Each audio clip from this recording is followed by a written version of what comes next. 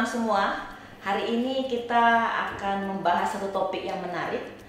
Tapi terlebih dahulu perkenalkan, saya Romauli Nenggolan, saya dosen di mata kuliah Bisnis Internasional. Kita akan mengupas materi yang cukup menarik terkait dengan bisnis global, dan saya mengundang dua praktisi yang memiliki pengalaman yang luar biasa di dalam mengerjakan bisnis ini. Saya perkenalkan lebih dulu, silahkan Pak Agus. Terima kasih Ibu Romauli Nenggolan. Salam entrepreneur. Ini merupakan suatu hal yang luar biasa bagi saya, di mana saya diberikan kesempatan pada hari ini untuk bisa bersama-sama untuk bisa share apa yang telah saya lakukan selama ini bersama Goldenesia. Kebetulan saya sebagai CEO-nya di sana. CEO-nya di sana ya Pak ya? Oke. Sudah berapa tahun Pak? Kurang lebih perusahaan ini berjalan kurang lebih hampir 11 tahun, 12 tahun. 11-12 tahun. Hampir 12 tahun ya sudah berjalan. Oke, menarik sekali. Nanti Bapak bisa membagikan pengalamannya Siap. kepada kami ya Pak ya? Tentu, dengan senang hati. Iya. Yang kedua, praktisi kita masih muda namun sudah memiliki pengalaman di bidang ini. Silakan perkenalkan. Halo, terima kasih Bu Roma telah mengundang saya untuk di kuliah tamu ini di International Business. Perkenalkan semuanya, nama saya Abi, saya mahasiswa Universitas Ciputra Surabaya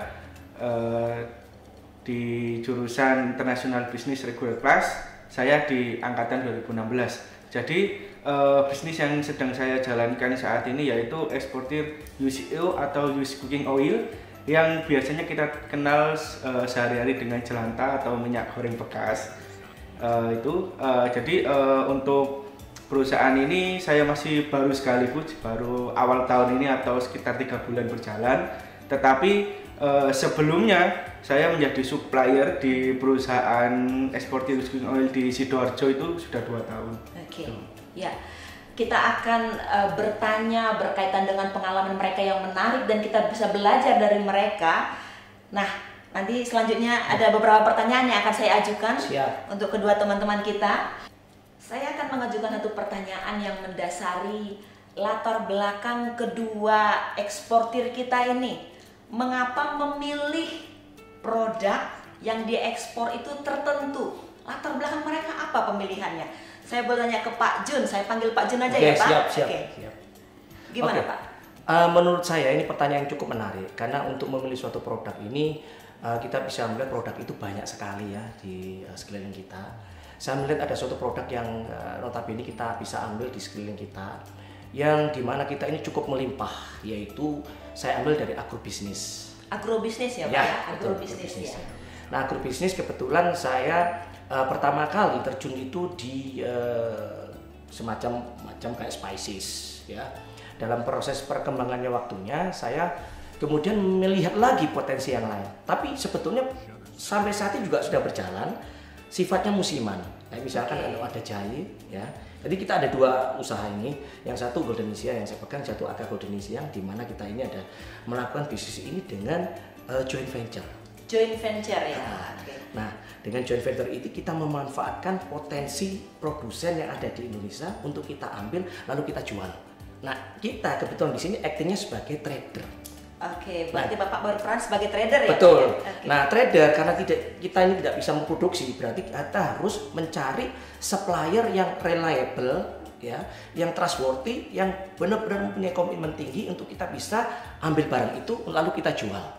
Karena terus terang aja supplier di sini ini banyak memang, tetapi yang berkomitmen tinggi, yang reliable itu susah. Yang supplier banyak, tapi yang reliable itu sangat sedikit. Betul. Ya. Itu jadi latar belakang kenapa Bapak memilih produk-produk tersebut untuk Bapak ekspor begitu ya. Betul. Saat ini ekspor produk apa Pak? Kita dari, kalau Mas Abi ya, itu kan X ya. X itu use ya. Kalau kami itu dari yang memang betul-betul dari raw materials kemudian kita olah. Dari raw material. Iya, dari turunan kelapa sawit. Turunan kelapa sawit ya Pak ya. Contohnya jadi turunan apa kelapa sawit Pak? itu misalkan kan ada chemical dan non chemical. Kalau chemical itu kita bisa pakai sehari-hari dari ujung rambut sampai ujung kaki. Sampo, sabun, ya. Dan bahan-bahan kimia yang lainnya memang dari turunan kelapa sawit. Ya. Kemudian yang dari food, nah kita seperti JBS Coca Butter Substitute. Kemudian seperti yang sudah dibikin untuk tiruan daripada coklat. Oke. Ya, kemudian coklat yang sintetis coklat. Ya, vermicelli itu yang kecil-kecil itu. Oke. Yang seperti coklat yang kita nikmati itu. Kemudian shortening, ya shortening itu minyak nabati yang blok yang kita kalau kita beli namanya French fries. Ya. Nah, kenapa French fries-nya merasa tegak gitu ya, nggak bisa loyo gitu ya? Oke. Nah, karena itu minyaknya beda, bukan dari minyak iya, cair iya. gitu ya. Oke. Terus kemudian sedikit diinjeksi dengan flavor namanya margarin. Oke. Nah, iya. seperti itu. Kemudian kita juga ambil dari coconut, turunan Coconut coconut juga. ya, coconut sugar. Kemudian dari coconut oil juga. Ya, itu yang kita bisa ambil saat ini untuk kita bisa ekspor. Jadi potensi ini memang besar sekali di mana kita bisa dapatkan, namun dengan syarat bahwa kita harus mampu pula meyakinkan supplier yang ada di sini, karena kita juga nggak main-main ya dengan namanya quality. Oke. Nah, kita nggak main-main dengan nama ya, karena apa yang kita ambil dengan mereka lalu kita jual pun juga memberikan suatu hal yang bagus kepada buyer gitu ya. Jangan sampai kita nanti memberikan sesuatu yang mengecewakan. Jadi yang sedang perusahaan kami ekspor adalah used cooking oil, cuman satu produk saat ini, tapi tidak menutup kemungkinan turunan kelapa sawit seperti PAO. PAO itu palm acid oil dan CPO high acid. Jadi mungkin dalam 6 bulan ke depan kami bisa ekspor salah satu dari 2 pilihan produk ini. Oke, ada pilihan Itu sih lagi pilihan ya. Jadi untuk pertama yang sedang kami fokuskan adalah used cooking oil. Kenapa? Karena memang sebelum saya ekspor sendiri ini, saya dulunya ini sebagai supplier, hanya supplier di Salatiga. Jadi ada 3 perusahaan yang saya supply di Sidoarjo. Oke. Itu karena kenapa saya memutuskan bisa ekspor sendiri, karena memang kuantiti yang saya dapatkan setiap bulannya selalu naik. Jadi untuk ekspor used cooking oil ini seperti yang Pak Ajun bilang, Pak Agus bilang bahwasanya kita nggak pernah ekspor kurang dari 1 kontainer, itu nggak bisa. Betul. Apalagi kita loadingnya pakai flexi bag. Jadi flexi bag ini sebuah bentuk khusus seperti balon yang ada di dalam kontainer yang diisi cairan. Oke. Jadi memang nggak bisa ditampur dalam satu kontainer. Jadi minimalnya kita pakai flexi bag itu ukuran atau isi 20 sampai 23 ton. Oke. Dan used cooking oil ini sangat mudah sekali didapatkan sebetulnya. Tapi mudah ya? Iya, sangat mudah sekali karena kami punya beberapa strategi untuk bisa mendapatkan used cooking oil ini dari supplier-supplier. Jadi kenapa used cooking oil yang kita pilih ya karena memang itu sebuah produk yang sangat mudah dicari, yang memang awalnya itu kita nggak tahu ya kalau itu mempunyai nilai ekonomis. Jadi banyak orang yang mengira bahwasanya Jelantah atau UCO ini tidak mempunyai nilai ekonomis, itu salah. Bahkan untuk harga saat ini used cooking oil ini menyentuh hampir sama dengan minyak baru, hampir menyentuh. Ada yang ingin saya tekankan lagi tadi Pak, itu LCL itu apa itu kepanjangannya dan maksud tujuannya buat apa ya Pak? Oke, terima kasih Bu, pertanyaan cukup menarik juga. Mungkin bagi para pemula mungkin bingung apa itu LCL. LCL itu adalah kepanjangan dari, kalau dalam istilah bahasa Inggris, less than one container load. Saya ulangi, less than one container load. Artinya bahwa barang itu dimuat kurang dari 1 kontainer. Oke. Tidak memenuhi syarat dari 1 kontainer. Contoh, jadi kalau misalkan kita muat nih hanya memiliki barang 200 kilo. 200 kilo itu kan berarti kurang dari 1 ton. Betul. Nah, kalau 1 ton itu kan ekuivalen 1000 kilo. Betul. Nah, berarti 200 kilogram itu sama dengan 1 ton.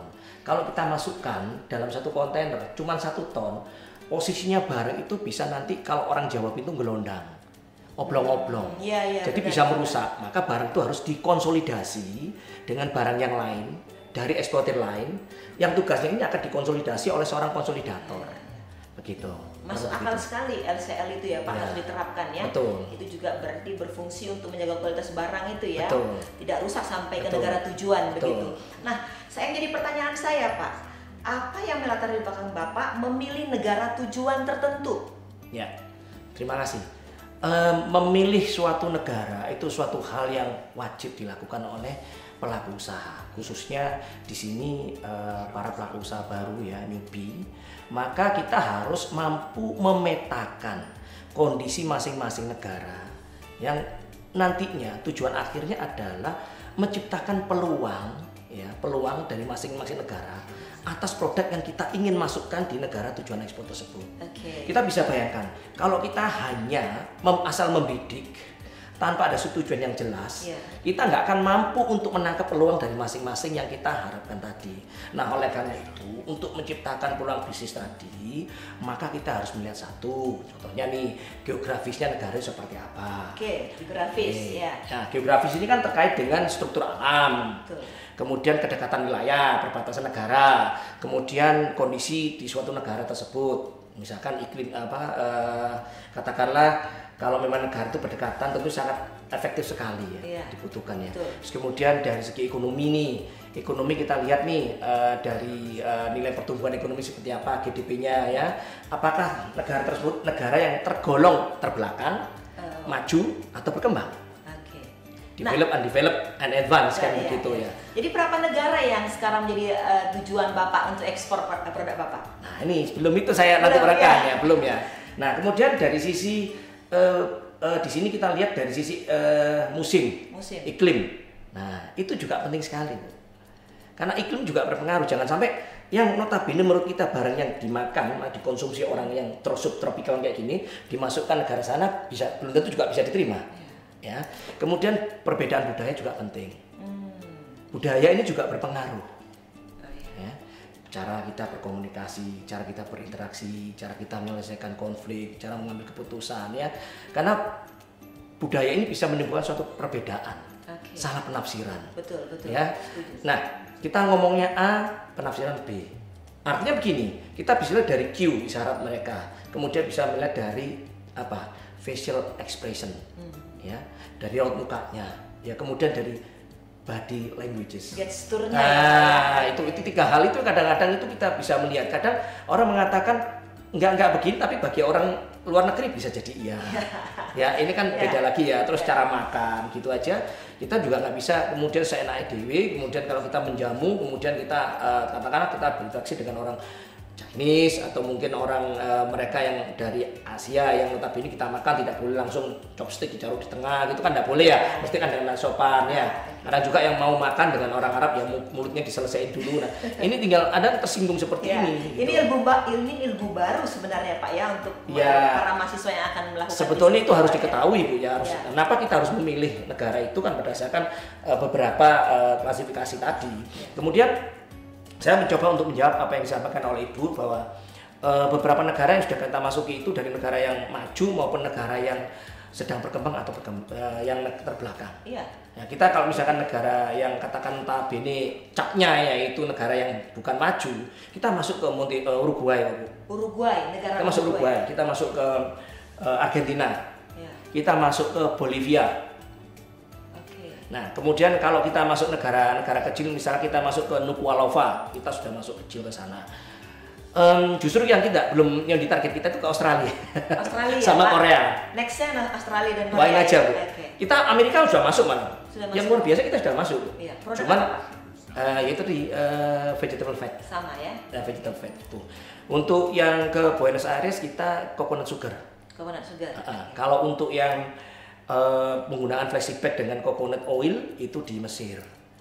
Itu kan kami mengirim itu kan yang bersih ya. Kalau Mas ini kan yang bekas. Tapi esensinya sama menggunakan flexi bag itu kan begitu. Nah itu Bu. Jadi negara Eropa yaitu antaranya ke negara Eropa adanya ke Turki ya. Turki kan perbatasan juga, kita juga sudah masuk juga. Afrika kita juga sudah masuk. Cukup banyak negara ke Nigeria. Pelabuhannya One maupun ke Lagos. Kita masuk ke Mombasa juga. Jadi negara-negara itu hampir seluruhnya kita bisa melayani selama mereka ini mau membeli ya, minat gitu. Kadang-kadang juga kita ambil juga tidak hanya dari Indonesia, kita ambil dari negara tetangga kita. Karena apa? Ada keterbatasan yang dimana produsen ini tidak mampu untuk membuat. Satu, kedua ada keterbatasan di mana produsen itu istilahnya hanya produksi mass production, tapi yang kecil-kecil itu dia apa ya? Kalau orang Jawa itu nggak kenti, nggak sabaran. Jadi terpaksa kita alihkan ke negara lain, ya karena prinsip daripada trade apa yang menguntungkan, ya mendatangkan uang baik ya sudah kita ambil, asalkan itu halal. Ya kayaknya prinsip semua orang juga begitu. Nah itu dapat duitnya itu yang pentingnya gitu ya. Untuk ekspor yang sedang saya lakukan saat ini berbeda dengan Pak Ajun, di mana saya ini istilahnya dilodikan ex warehouse oleh buyer lokal. Jadi saya tidak langsung ekspor ke luar, tapi melalui buyer lokal dulu, trader lokal, baru diekspor. Jadi kenapa saya memilih untuk buyer lokal ini? Yang pertama, ini buat teman-teman yang mau ekspor, tapi tips-tipsnya ini adalah yang pertama adalah modal. Jadi kalau kita mau ekspor sendiri itu modalnya sangat besar sekali. Terutama di Yus Cooking Oil ini kita itu port to port. Port to port. Iya, jadi apa itu port to port ini dari pelabuhan asal ke pelabuhan tujuan. Jadi pembayarannya ini enggak dari pelabuhan kita, tetapi ketika barang sudah sampai di negara tujuan dan sudah dicek valid, baru kemungkinan masih dibayar. Jadi pembayarannya nggak langsung itu.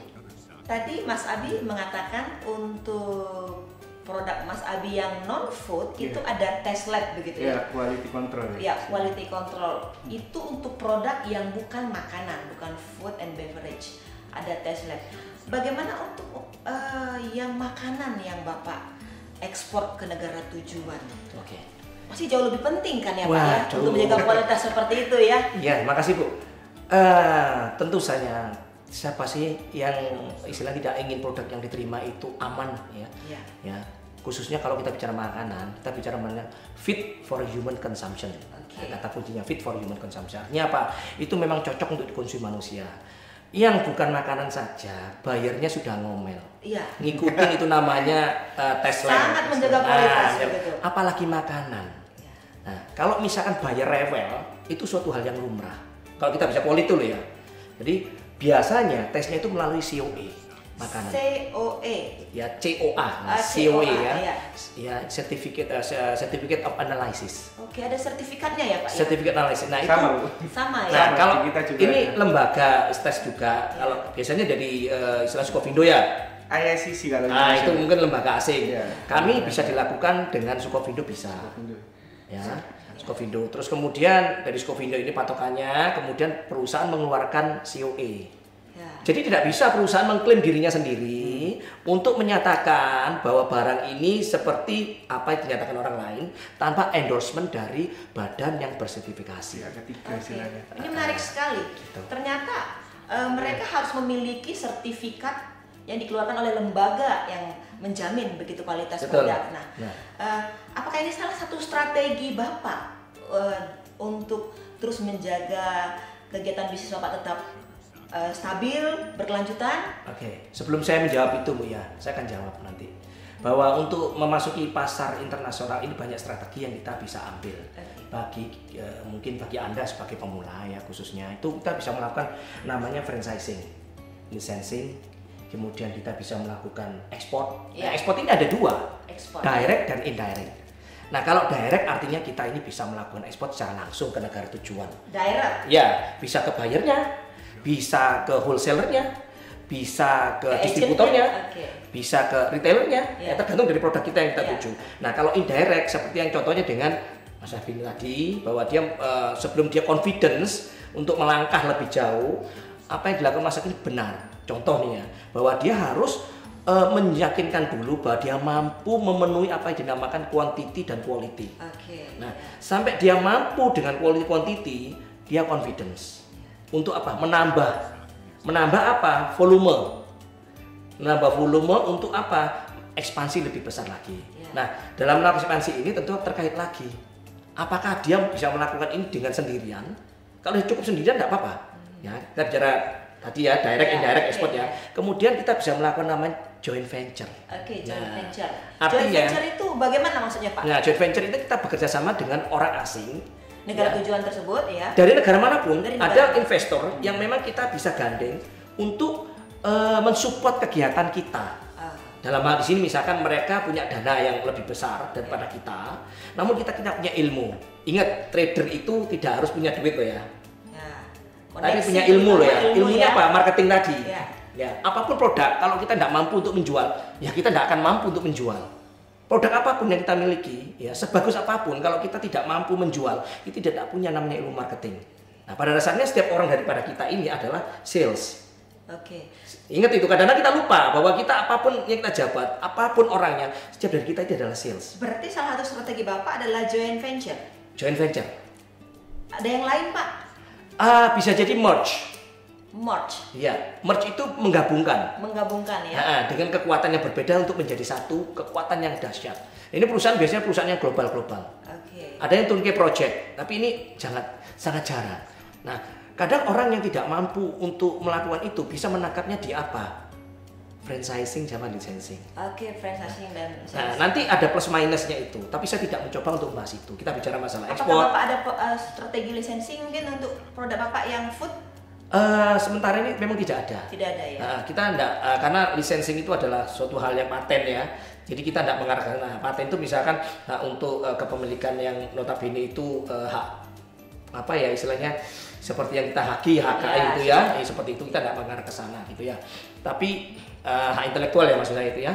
Nah, yang kita miliki adalah bagaimana kita ini mampu untuk menjual produk kita, mendeliver produk kita. Tentunya strateginya adalah strategi internasional. Oke, strategi internasional ya Pak. Ya, jadi setelah kita memutuskan tadi bahwa kita ini melakukan, pertamanya sih saya benar apa yang dikatakan, mendukung sekali penuh bahwa kita melakukan indirect dulu.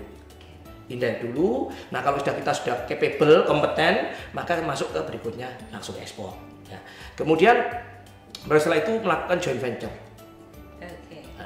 Joint venture. Nah, joint venture ini sebetulnya kadang tuh dianalogikan secara kompleks bahwa kita harus dia punya duit berapa, kita punya duit berapa. Enggak seperti itu. Artinya begini, kita bertindak sebagai agent daripada buyer di luar negeri. Bisa melakukan namanya beli putus. Ya. Sebenarnya kan tanpa terasa itu kita mengarah ke sana. Kalau nanti terjadi kecocokan, kita bisa kok untuk bisa lebih jauh melangkah. Karena pada dasarnya untuk orang percaya itu dilakukan dari hal-hal kecil dulu. Setelah menginjak kepada kami nih, itu kan hanya kepada kami. Maka joint venture itu kita ambil, kemudian strategi internasionalnya adalah kita membeli pada produsen-produsen yang memang produknya ini cukup berkualitas, speknya jelas, ya toh, bahannya jelas, warnanya semuanya jelas. Apalagi mereka sudah bersertifikasi internasional. Walaupun ya Bu, walaupun memang teorinya seperti itu harus berstandar internasional ISO, tapi tidak menjamin bahwa walaupun ISO sendiri itu juga lebih bagus. Saya menyaksikan sendiri soalnya. Berarti Bapak ini sebagai trader, agent mengumpulkan produk-produk bukan hanya dari lokal tapi juga dari negara-negara luar, kemudian Bapak kirim ke luar negeri ya, ke negara tujuan, ke retailer, ke wholesaler, ke distributor-distributor ya Pak ya. Berarti memang Bapak memiliki peran yang cukup banyak ya. Kalau saya melihat Bu ya, di sini memang tugas seorang trader memang dikatakan enteng-enteng, dikatakan berat-berat.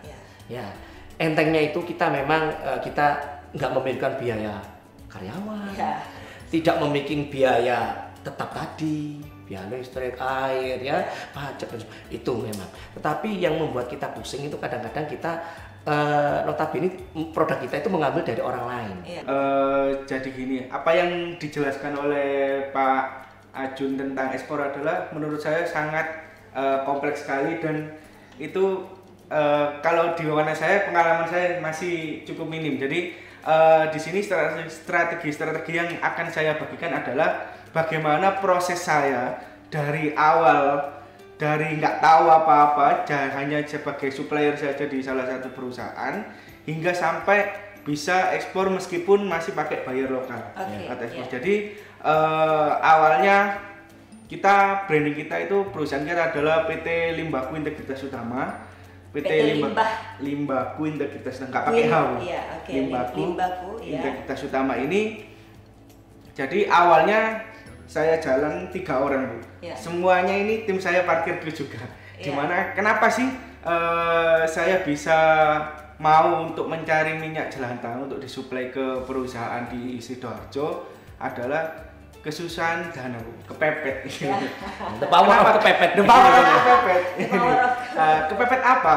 Jadi waktu itu parkir Q itu mengalami kesusahan yang sangat luar biasa, di mana kita harus mendevelop keluar uang tapi belum dapat investor. Ya.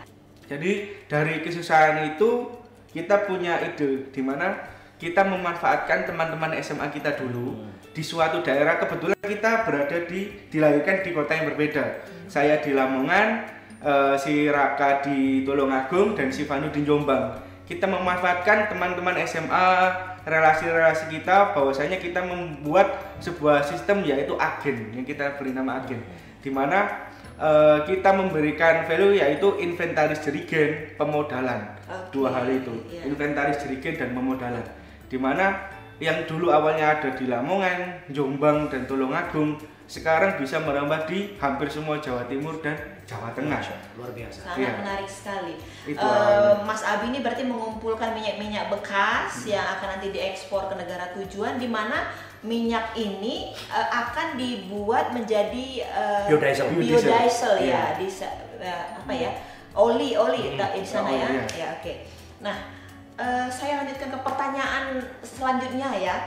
Pertanyaan ini ada keterkaitan dengan bagaimana bisa bertahan dengan bisnis global yang pasti banyak saingannya ya. Saya ingin tahu tantangan apa yang selama ini paling sering dialami selama melakukan kegiatan ekspor ini. Apa tantangan yang paling sering? Untuk Mas Abi dulu deh ya, tantangannya apa? Jadi saya punya strategi sendiri Pak. Awalnya punya perusahaan yang jadi kan kelipatan 20 ton kita harus ekspor, itu kan nggak boleh kurang dari itu.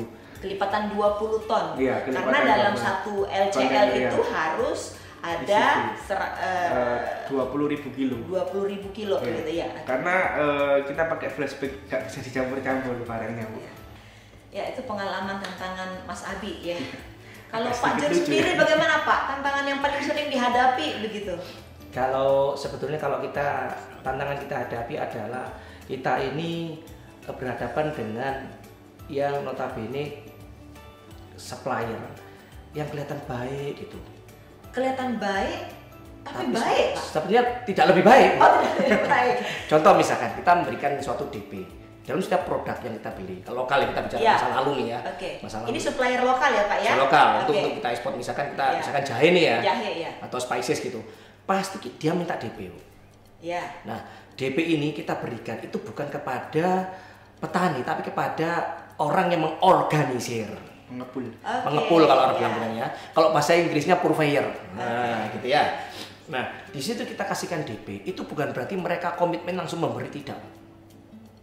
Tapi DP ini biasanya berapa persen Pak? Menunjukkan keseriusan. 20% ada ketentuan enggak? Enggak, DP itu kan menunjukkan keseriusan. Iya, kan? menunjukkan keseriusan. Itu dalam bahasa manajemen kan seperti secara awam ya, benarnya begitu. Tapi bukan mereka, DP itu kemudian dia berkomitmen untuk memberikan barang kepada kita. Enggak. Atau ada hitam di atas putih dalam sebuah perjanjian? Tidak ada, walaupun ada surat putih itu tidak berarti mereka akan komit. Mereka akan memberikan pada siapa yang berani membayar lebih. Oh. Jeleknya begitu. Itu. Berarti supplier lokal itu dia akan mencari siapa buyer yang lebih tinggi ketawaran harga begitu betul. Ya Pak ya. Karena Pak menghadapi tantangan itu iya, di lapangan seperti itu. Ya. Ya, duit kita yang nyantol hilang. Ya kita let it go, sudah lepas. Oke. Nah, rugi ya Pak ya? Ya jelas rugi. Kemudian kita berhadapan dengan hati-hati kalau kita ini tipnya aja buat pemula bahwa ketika kita berhadapan dengan purveyor atau yang pengepul tadi, kolektor lah katakan begitu, itu siapa di belakangnya dia. Kita pelajari. Misalkan ibu nih sebagai kolektor, suaminya itu sebagai anggota enggak, tanda kutip. Pangkatnya apa? Itu yang ditakutkan itu sebagai backing. Itu hati-hati. Ya tidak bermaksud menjelekkan, tidak. Tapi pernah kita berhadapan seperti itu, tapi ya settle. Tapi ada juga yang belum kembali gitu loh. Ada juga yang kasih DP tapi at the end enggak pernah ke kita. Jadi yang benar-benar bagi pemula itu hati-hati dengan namanya DP kepada konsumen. Berarti tantangan Bapak memang sering berhadapan dengan supplier lokal yang tidak punya integritas begitu ya Pak Betul, ya. komitmennya rendah dan diragukan. Komitmennya rendah gitu ya Pak. Iya. Ya. Padahal Bapak sendiri dituntut oleh negara tujuan untuk mengumpulkan produk-produk Iya, sesuai dengan target seperti ya. itu. Terus kedua, itu kita harus menggunakan namanya QC. QC apa? Heeh. QC quality control, orang yang memang menguji stabilitas, konsistensi dari suatu produk itu, bahwa produknya itu sama. Ya. Warnanya sama, ukurannya sama, seperti yang diminta oleh buyer, spek buyer gitu ya. Kalau tanpa QC, asal-asalan mereka bisa main akal. Jangankan kita bicara masalah yang makanan, yang bukan makanan aja yang dijual lokal. Misalkan dulu saya juga usaha namanya PET ya, bahan bekas dari kumpul pabrik itu kan dari teman gitu dulu sebelum PET. Iya dulu ya sebelum ini gitu. Jadi itu dicampur namanya. Jadi PET botol minuman itu PET. dicampur dengan plastik dan semuanya. Oke. Itu masih bukan makanan loh. Perlu adanya QC gitu. Nah, kalau saya masuk ke situ, kadang yang saya minta pada waktu itu kunir yang istilah yang itu ya dicampur dengan kunir putih. Iya. Ada juga yang kunir putih disumbong. Lu kan konyol namanya gitu. Iya, iya. Ya itu. Oke, terima kasih Pak untuk menceritakan tantangannya. Pasti semua pelaku bisnis ekspor memiliki tantangan tersendiri begitu ya. Saya ingin bertanya terakhir kali, ini pertanyaan penutup ya, Iya. pertanyaan penutup. Saya minta tolong kepada dua praktisi kita untuk menceritakan suka dukanya melakukan bisnis global ini apa sih begitu, supaya teman-teman pemula yang ingin memulai nggak memikirkan hanya ada untung duluan begitu, tapi mereka harus tahu suka duka pelaku yang lebih duluan, pelaku bisnis global ini bisa dibagikan kepada teman-teman pemula. Silahkan. Oke. Saya nih. Iya Pak, Oke. duluan Pak. Terima kasih. Jadi suka duka ya Bu ya. Suka dukanya Pak. Suka ya. Sukanya itu kalau dapat order gede, duitnya gede, Seneng bayarnya pasti cash, ya. seneng. Iya, iya. Cuman kadang hati-hati. Kalau kita dapat order besar, itu jangan seneng dulu. Order besar itu kadang-kalanya pabrik besar kan sudah saya dapat dengan pemiliknya sendiri. Jangan percaya kepada buyer yang ordernya besar. Oke. Itu cuman angin surga. Tahu kan angin surga? Dibukakan pintu saja sudah membuat orang terlelap. Ya. Apalagi masuk ke surganya ya. Itu kiasan aja. Jadi ketika kita mendapatkan order besar tentu orang happy banget. Ya. Berapa keuntungan yang kita peroleh? Itu jebakan, hati-hati. Jadi yang kita pikirkan adalah kamu kalau order, sistem pembayaranmu apa? Itu yang harus kita jaga. Oke. Gitu. Sistem pembayaran. Ya, LC atau LC. non LC. Iya. Karena LC belum tentu baik. LC itu letter Letter of credit. Iya. Ya. Jadi kalau pakai LC pun kadang bayar menolak karena terlalu lama. Iya. Ya, Oke. proses lama terus kemudian bayar pakai butuh biaya, maka kan non LC. Nah, oleh karena itu kalau kita pakai LC, kalau seperti itu pakai red clause. Red clause Pak. Ya, udah pasti karena red clause itu berarti bayarnya sudah memiliki uang di dalam rekening dia yang kita bisa ambil sewaktu-waktu. Oke, itu lebih aman ya, Pak, ya? Aman, tapi pertanyaannya, Itu suka ya? Suka. Pertanyaannya apa mau pembeli seperti itu? Kan nggak mau uangnya dipakai dulu sama kita. Iya. Kita belum kenal dia. Betul. Nah, namanya balik lagi trust. Makanya kadang-kadang ketika menemukan buyer seperti itu, buyer mesti datang ngecek ke kita. Pabrikmu di mana? Lokasinya? Siapa yang bekerja di sana? Ingin memastikan bahwa aku tuh berhubungan dengan supplier atau produsen yang bisa dipercaya menjadi mitra saya. Itu Oke. pasti seperti itu. Dan kita jangan istilahnya kemudian terperangkap suatu buayan dari buyer ketika ya sudah aku tertarik untuk beli produk kamu tanpa meminta namanya sampel. Oke. Sampel dari kita itu harus diketahui dulu. Bagaimana orang kemudian tiba-tiba ujuk-ujuk suddenly itu menempatkan order kemudian tanpa melihat namanya spek. Kayak beli kucing dalam karung Nah, dong begitu berarti ya. kan ada somethingnya di sana. Nah, buyer seperti ini waktu waspadai, jangan terjebak dengan mulut manis mereka. Makanya kalau ada buyer yang mau beli itu didahului dengan namanya apa, perkenalan dulu, kemudian minta sampelnya. Sampelnya dulu Nah, ya. sebelum sampel kan otomatis kan minta mempelajari speknya dulu. Betul. Spek tidak harus dikirimkan melalui kurir, tapi cukup dipelajari melalui e-brochure. Iya, oke. Gitu. Nanti Ya. baru setelah itu spek dikirim melalui apa? Melalui mereka, tapi dengan catatan bahwa produk ini saya kirim ke kalian gratis, kurirnya kamu yang bayar. Oh, kenapa itu kesepakatan di awal ya Pak? Loh iya, kenapa bisa begitu? Karena kita akan mengukur buyer itu serius apa tidak, itu satu. Kemudian mengukur bahwa buyer itu memang telah menjadi buyer sekian lama, yang sudah teruji, yang memiliki registrasi di kurir, misalkan DHL, Redpack, FedEx gitu. Jadi pasti mereka akan ngoyo, udah kirim aja ke alamat sini, dan mereka pasti akan bayar. Kita bisa bayangkan, terus kemudian kita kasih sampel, kemudian terus menerus, tapi kurirnya kita bayar. Kita bisa bankrupt. Ya. Nah, seperti itu. Pernah mengalami bankrupt Pak? Oh, dalam menjalankan bisnis? Nah. For sure. Jadi gini, saya pernah menjaminkan rumah saya pada waktu itu. Hanya gara-gara saya itu dibohongi oleh supplier dan oleh keadaan lah ya. Makanya kalau bisnis agrobisnis yang spesies yang saya jalankan itu istilahnya kita harus kasih DP di awal ya. Terus kemudian karena ada kecurangan tadi kita mencoba untuk proses sendiri. Kemudian karena cuaca yang demikian deras, karena yang tadi kita tidak bisa kontrol, akhirnya kan mudah busuk, tidak bisa kering. Akhirnya kita beli orang lain tanpa QC.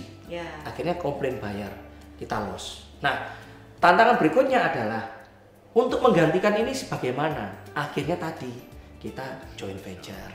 Nah, joint venture ini kan perlu adanya trust yang didahului tadi. Akhirnya bisa berjalan sampai saat Berarti ini. joint venture ini salah satu strategi Bapak untuk mengurangi tekanan kerugian ya?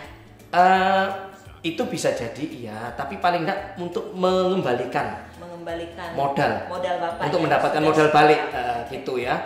Terus kemudian di samping itu kita juga menjalin kerjasama dengan buyer yang notabene buyer ini percaya sama kita. Ya, tentu dengan pelayanan seperti ini. Kamu beli apa? Oh, beli ini. Kamu bisa tak? Ya udah, tak carikannya. Kita cari kerjasama. Kita mendapatkan simpati dia dulu. Lalu kita datangi, kita carikan ini ya. Jalan, akhirnya ketemu. Jalan. Nah, karena kamu sudah ada partner di sini, tidak ada. Oke.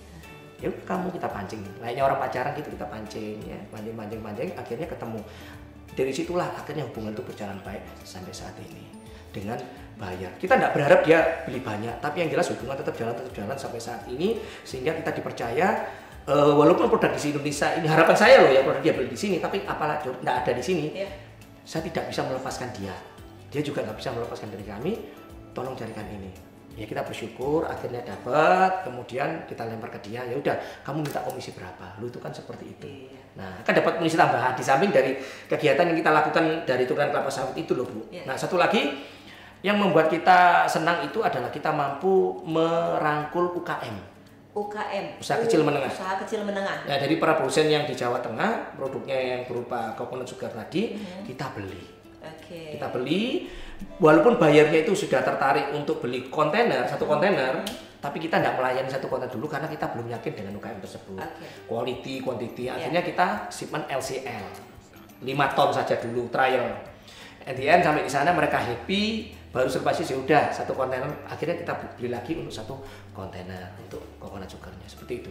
Berarti sukanya Bapak itu adalah ketika ketemu dengan UKM, ketemu dengan supplier yang jujur, yang komitmen, yang mau bekerja sama dengan yang minyak bekerja sama ya Pak ya.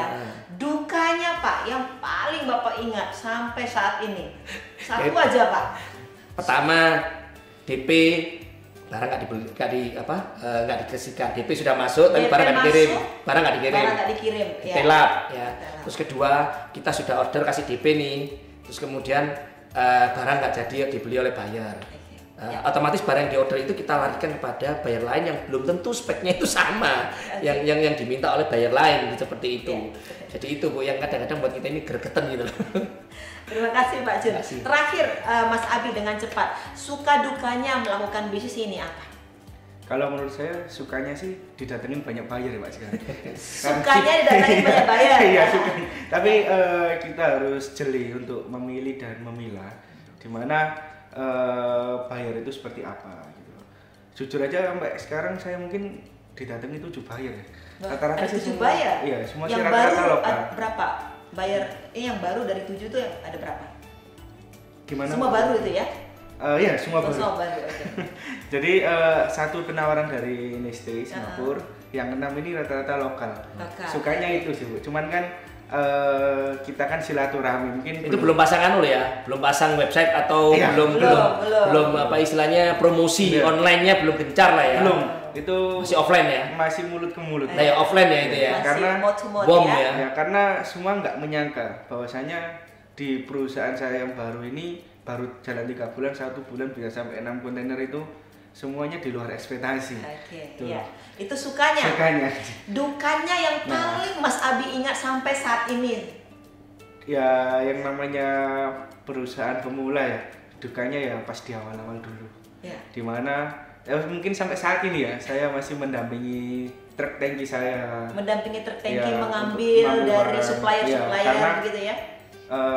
Kita supplier kan masih baru kenal gitu loh. Dan untuk pencampuran air atau dicampur minyak apapun kan masih bisa, bener Pak Agus tadi bahwasanya produk yang bukan makanan ini aja kita harus benar-benar kontrol gitu loh. Apalagi sebuah produk yang kita ekspor itu adalah makanan. Ya. Itu sih. Jadi masih banyak ikut di lapangan saya sampai saat ini sih. Itu yang jadi dukanya ya. Tapi itu adalah proses jalan menuju kesuksesan. Betul, itu Mas Abi ya. Oke, sekian perbincangan kami. Teman-teman, ada banyak hal yang kita bisa pelajari dari kedua rekan kita. Mereka lebih dulu melakukan bisnis global. Mereka lebih dulu berhadapan dengan tantangan. Dan mereka juga lebih dulu melakukan berbagai strategi-strategi untuk terus bisnis mereka bisa berkelanjutan. Semua orang punya peluang dalam bisnis global ini. Semua kembali kepada kita. Kita mau maju atau kita mau berhenti, ambil peluang yang terbaik. Demikian perbincangan kami. Kita berikan salam entrepreneur. Salam entrepreneur.